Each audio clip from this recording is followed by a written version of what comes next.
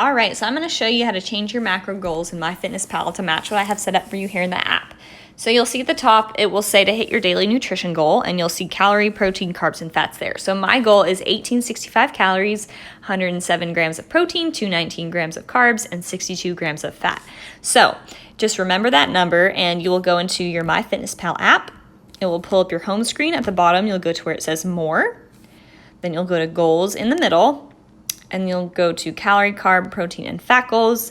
And it'll usually have a set amount in here, and that is because if you change anything on this page where it has your weight, your goal weight, goal and activity level, but again, you don't want to mess with any of that because it's going to change the goal that I have set up for you. So we only want to go off of what I have in there. So again, my goal was 1865, so I'm going to change that here, and then you'll hit the little check mark. And then you'll see the percentages below that. You will click on there and it will pull up this toggle board.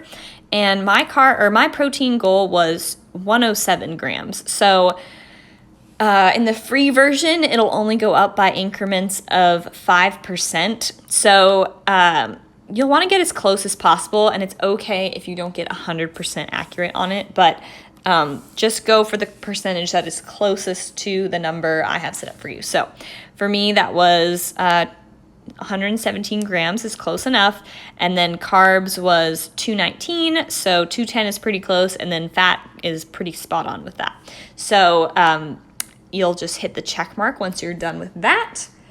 And now we're going to go back to the main menu. So we're just going to hit that back arrow a couple times, and we're going to go to the diary. So now I'm going to show you how to track your foods.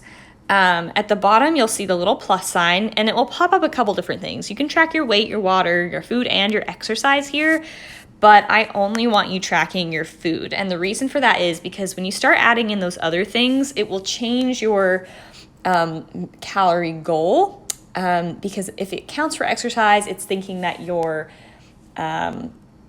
not accounting for that in your calories. So I've already accounted for, when I made your macros, the activity that you're doing, so you don't need to worry about that. So you'll tap on food, and then whichever meal you're going to be adding to, you'll go from there. So I already have had my meal one, which was coffee with collagen and creamer. So let's just say my breakfast is going to be oats with almond butter and an apple. So I'll show you how to track those three different things, three different ways.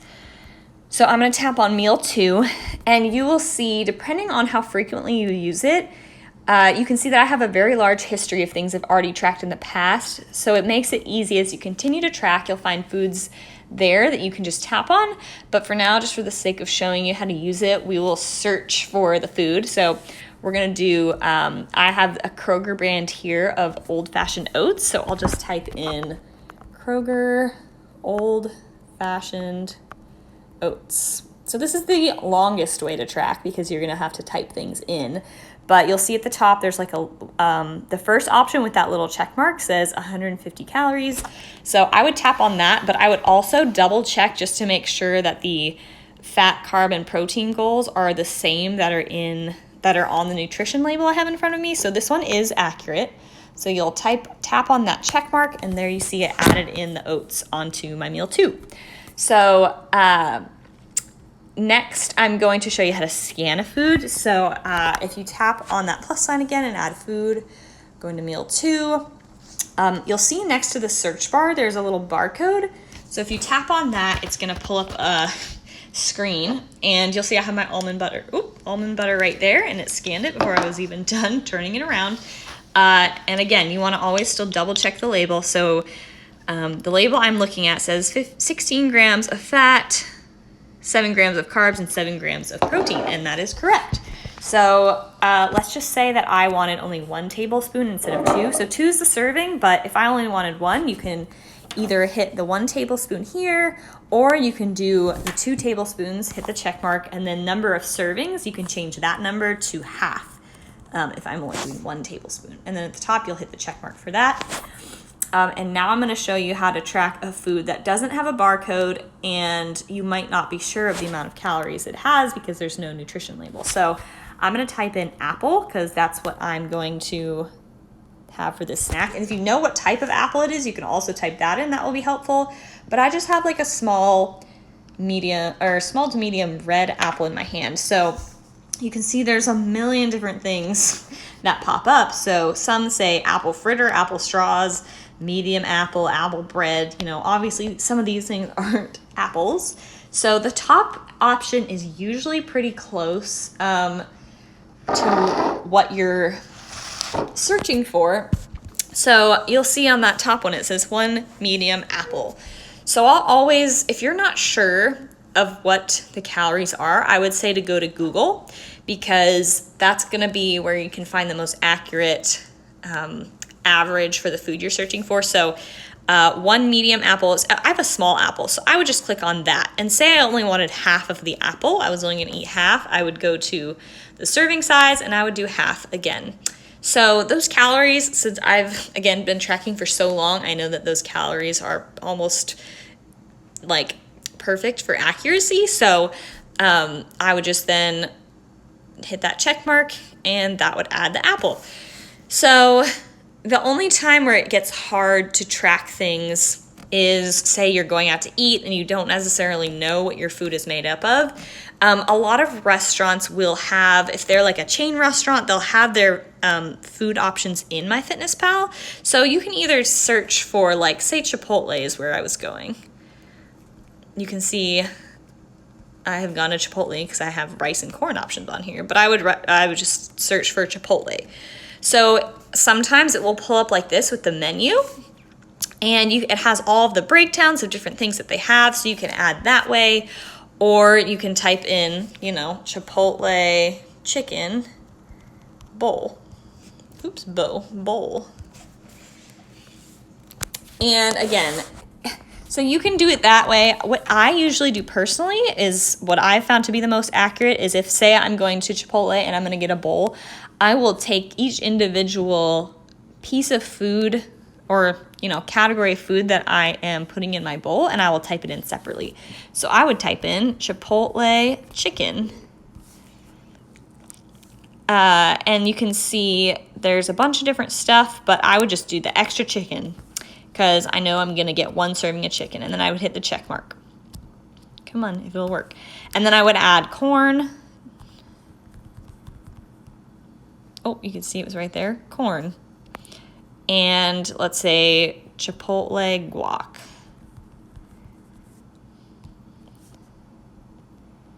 So 4 ounces is kind of a lot, and that's probably what they would put in there, if I'm being honest, because they do huge spoonfuls.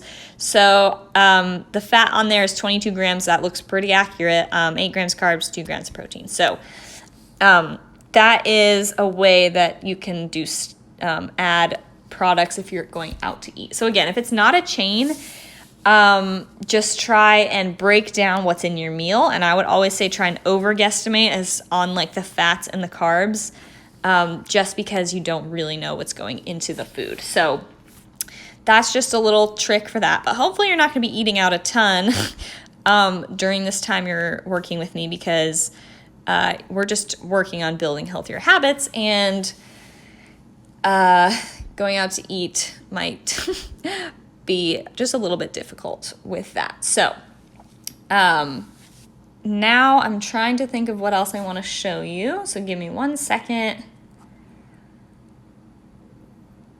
Okay, so next is showing you, like, this is great. Woo, you have your foods tracked, but it's like at the top, all you can see is your calories. So we actually, I mean, yes, it's good to hit your calorie goal, but we want to go and look at your macros, because that's what we're really focusing on. So if you scroll down in your diary where it says nutrition, you can tap on that, and it will actually usually pull up either the calories option or the macros option. So you can see there's 3 different ones: macros, nutrients, and calories.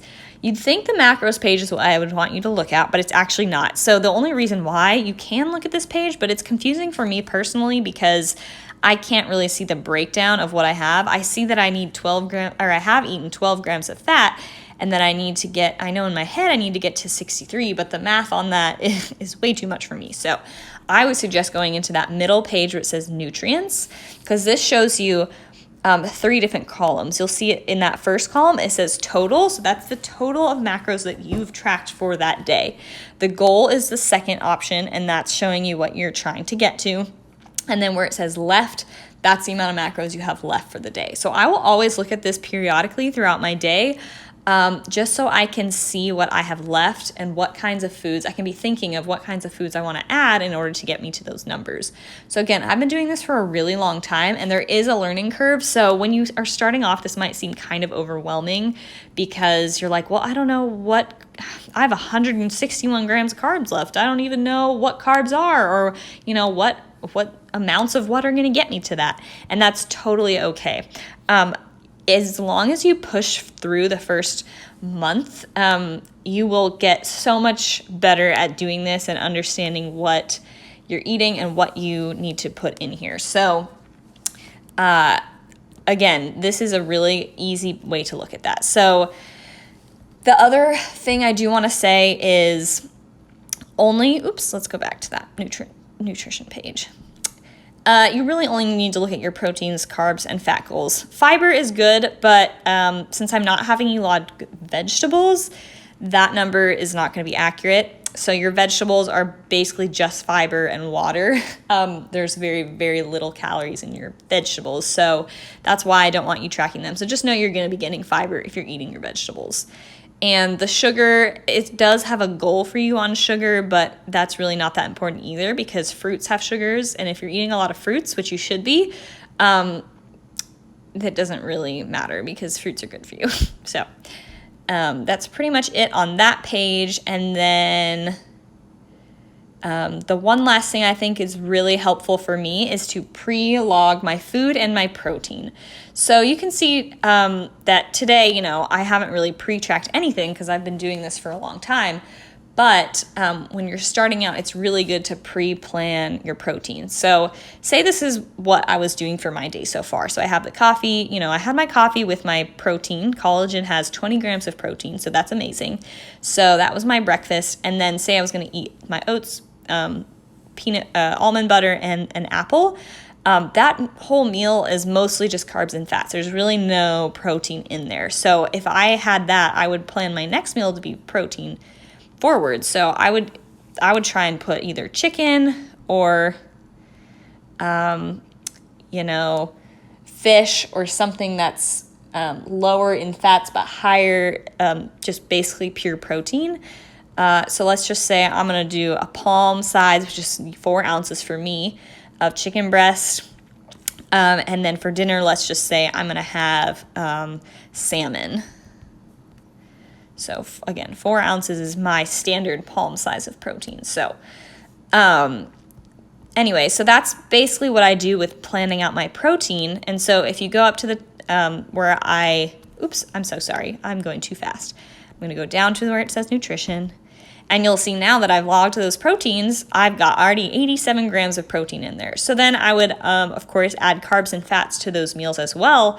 But I always want to track my protein first because that's going to help you to ensure that you're structuring your meals around your protein intake. And I do like fattier meats, like salmon has more fat in it than chicken. So I do try and do a fattier meat at one time of the day and then a leaner meat during the other. But also if I want to eat like more avocado or I want to eat more, something with cheese in it or something, I will eat more lean meats. So you just want to find a balance and try and have protein with every meal. So that's a few of my tips, and if you need any other help with tracking, do not hesitate to reach out to me, and I'll be here for you.